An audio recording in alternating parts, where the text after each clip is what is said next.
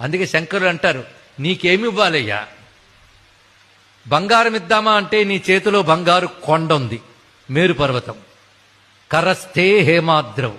పోనీ ధనం ఇద్దామా అంటే నువ్విస్తే కుబేరుడికి ఆ పోస్ట్ వచ్చింది. నీ ఇంటి దగ్గర అలకాపురులు అలా కూర్చుని ఉంటాడు, అక్కడ పిలిస్తే పరిగెట్టెట్టు. అందుకే కరస్థే హేమాద్రవు గిరిశ నికటస్థే ధనపతవు గృహస్థే సద్భూజామరసురభి చింతామణి గణై. నీ ఇంట్లో కల్పవృక్షాలు కామధేనువులు చింతామణులు ఉన్నాయి, ఏది కావాలంటే అది వస్తుంది. అంతేకాదు స్వామి శిరస్థే సీతాంశవు.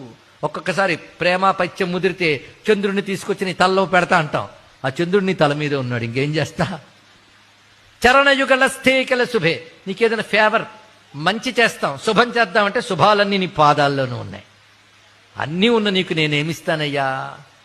కిమర్థం దాస్యేహం భవతు భవదర్థం మమ మనః. ఇంక నీకేమిస్తాను? అన్నీ ఉన్నాయి నీ దగ్గర లేదు, నా మనస్సు ఒక్కటే, అది ఇస్తున్నాను తీసుకోవయ్యా అన్నాడు. ఇక్కడ అది ఇస్తే పుచ్చుకునేవాడు అవును ఒక్కడేనండి ఇక్కడ. అందుకే ఆయనకి మనస్సమర్పణం చేస్తే, సమర్పణం చేస్తే ఆయనకి ఎంత అనుగ్రహిస్తాడు.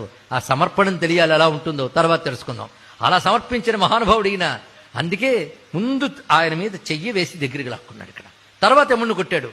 ఇప్పుడు యముణ్ణి తిరిగి బతికిస్తాను గాని ఇది కండిషన్, నా భక్తుల జోలికి వాడు రాకూడదు.